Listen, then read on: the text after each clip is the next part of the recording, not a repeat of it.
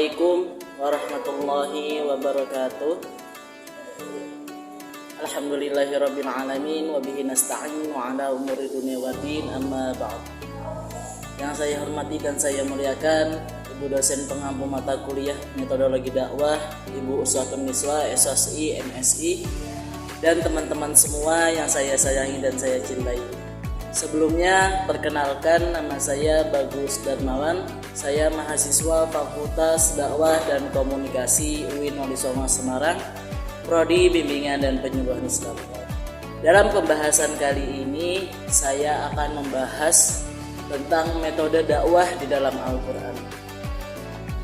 Al-Quran adalah kitab suci yang diturunkan oleh Allah Subhanahu wa Ta'ala.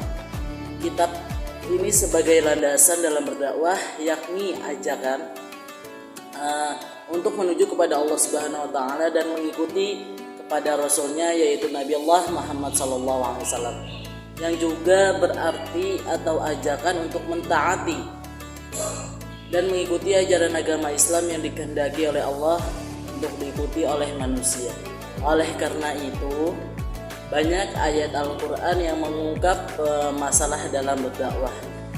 Di dalamnya Al-Quran, berbagai metode-metode dalam berdakwah ini yang dimasukkan yaitu cara-cara penyampaian agar pesan dakwah ini dapat diterima dengan baik dan dijalankan oleh manusia di muka bumi. Di dalam Quran surah An-Nahl ayat 125 surah ke-16, di situ telah dijelaskan bahwa kita sebagai manusia disuruh oleh Allah untuk menyeru di muka bumi ini. Nah, apa aja sih metode dalam berdakwah? Di dalam Al-Quran dibagi menjadi 3 metode. Yang pertama ada metode dakwah bil hikmah, yaitu perkataan tegas dan adil dalam menyampaikan dalil dan menjelaskan kebenaran dan menghilangkan keraguan. Yang kedua yaitu metode dakwah mau'idhatul hasanah. Nah, ini nih seringkali kita jumpai mau'idhatul hasanah, seperti pesan-pesan nasihat, seperti ceramah, khutbah dan lain sebagainya. Yang ketiga yaitu ada metode al-mujaddalah billati hiya ahsan, yaitu berdakwah dengan bercakap-cakap, seperti musyawarah, habis itu diskusi, dan lain sebagainya. Nah, selanjutnya kita akan membahas metode dakwah Rasulullah Sallallahu Alaihi Wasallam. Nah, metode menurut Kamus Besar Bahasa Indonesia adalah secara teratur yang digunakan untuk melaksanakan suatu pekerjaan agar tercapainya sesuatu yang dikehendaki. Cara kerja yang bersistem untuk memudahkan dan pelaksanaan suatu kegiatan untuk mencapai suatu tujuan. Dari segi bahasa, metode berasal dari kata meta, yaitu melalui, dan hodos jalan atau cara.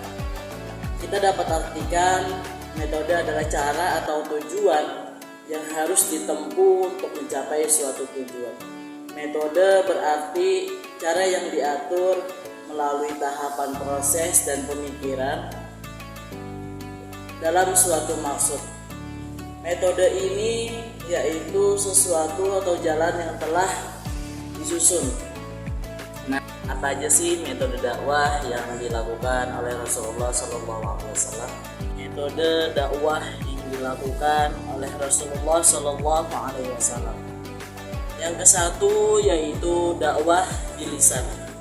Dakwah bilisan adalah dakwah yang dilakukan secara langsung dalam bentuk lisan. Yang kedua yaitu dakwah bilhal. Dakwah bilhal di sini yaitu dakwah yang dilakukan secara dalam bentuk perbuatan nyata. Yang ketiga yaitu dakwah bil qalam. Dakwah bil qalam di sini yaitu dakwah yang dilakukan dalam bentuk tulisan. Selanjutnya yaitu kita akan membahas tentang strategi dakwah Wali Songo di Nusantara. Dakwah Wali Songo ini memiliki beberapa tahap pendekatan. Yang pertama ada tahap yaitu pendekatan budaya lokal. Yang kedua yaitu pendekatan sosial. yang ketiga ada pendekatan politik, dan yang keempat ada pendekatan dakwah secara kolektif. Mungkin ini saja yang bisa saya dapat sampaikan. Kalau ada kata-kata saya yang salah, mohon maaf, dibukakan pintu maaf yang seluas-luasnya. Wallahul mu'afiq ila aqwamit thoriq. Assalamualaikum warahmatullahi wabarakatuh.